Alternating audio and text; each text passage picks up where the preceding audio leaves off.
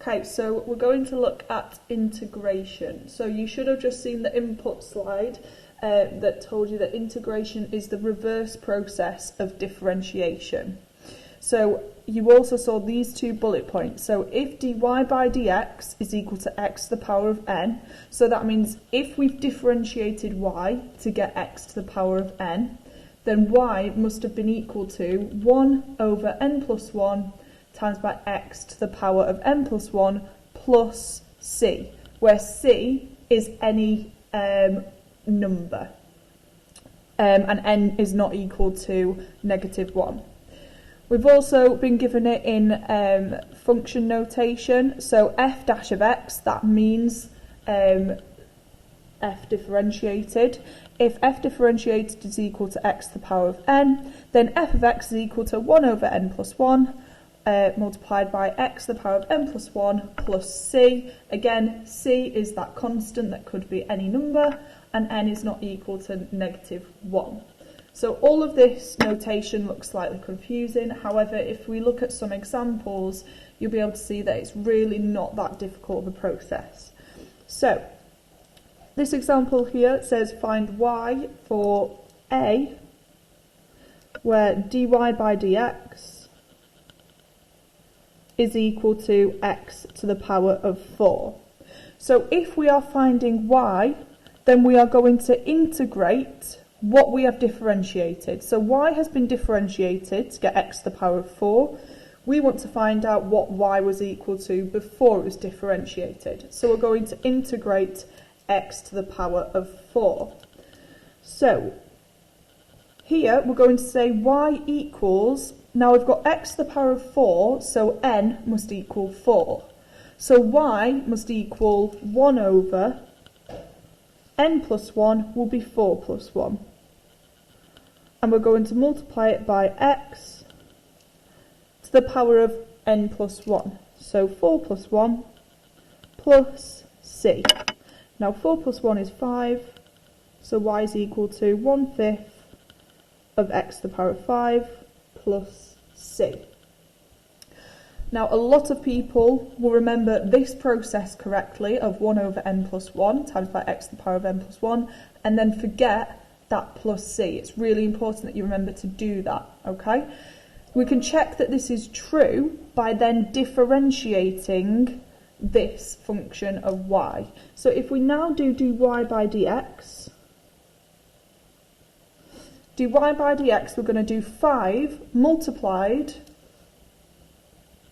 by 1/5 of x, 5 subtract 1. And then dy by dx of plus c, well, to differentiate a whole number without that's not got an x coefficient, that would be 0. So we're going to add 0. 5 times 1 over 5 is 1. X to the power of 5 minus 1 is x to the power of 4, which is what we had at the beginning, so that must be correct. For part B, we're looking at when dy by dx is equal to x to the power of -5. So we've now got a negative value for n.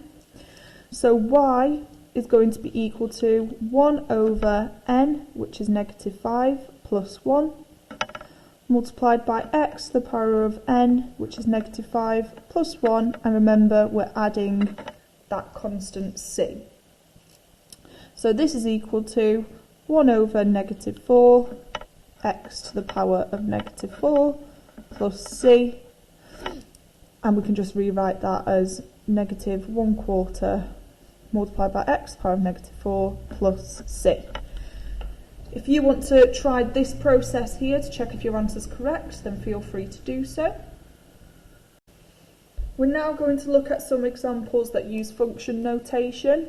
So here we've got find f of x for f of dash of x is equal to 3x to the power of 1/2. So we know that f dash of x is equal to 3x to the power of 1/2. So when we integrate that, we get f of x. F of x is equal to, well, we're going to do 3 multiplied by 1 over n plus 1, which is a half plus 1, multiplied by x to the power of n plus 1, again a half plus 1, and we're adding c. So we've got 3 multiplied by 1 over 3 over 2, x to the power of 3 over 2 plus c. 1 over 3 over 2 is exactly the same, is equal to 2 over 3, x to the power of 3 over 2 plus c. 3 multiplied by 2 over 3 is just 2. So we've got 2 x to the power of 3 over 2 plus c. So this is really similar to the ones before. We had our x to the power of n multiplied by an integer here, multiplied by 3. All we had to do was do the process and then multiply it by 3. So integrate x to the power of a half and then multiply it by 3. For part B, we've got that f dash of x is equal to 3. So we're going to say f of x is equal to, now here our f dash of x is just equal to an integer. If we had that multiplied by x to the power of n, our power n would be 0, because anything to the power of 0 is 1. So we're going to integrate this. We're doing 3 multiplied by 1 over n plus 1. N is equal to 0. So 0 plus 1 times by x to the power of n plus 1, which is 0 plus 1, plus c. So we're doing 3. 0 plus 1 is 1, so we're multiplying it by 1 over 1. X to the power of 0 plus 1, which is 1. Plus c. 1 over 1, that's obviously just 1. So we've got 3x plus c. Now the more you get used to integrating, you will come to realise that whenever we integrate an integer, that always becomes the integer multiplied by x. Last example here, we've got a function that is a polynomial. So we've got 3 different terms here, and all we're going to do is integrate each term individually. So we're given that dy by dx is equal to 6x plus 2x to the power of minus 3 subtract 3x to the power of a half, and we want to find y. So we're going to integrate each term. So we're doing 6 multiplied, here the power of x is 1, so we're doing 1 over n plus 1, which is 1 plus 1, x to the power of n plus 1, again 1 plus 1. We're then going to add this term integrated, so we've got 2 times by, we've got n as minus 3, so we're doing 1 over negative 3 plus 1, x to the power of n plus 1, negative 3 plus 1. And then we're subtracting this term integrated. So 3 times by 1 over a half plus 1, x to the power of a half plus 1, and remember we're adding c at the end.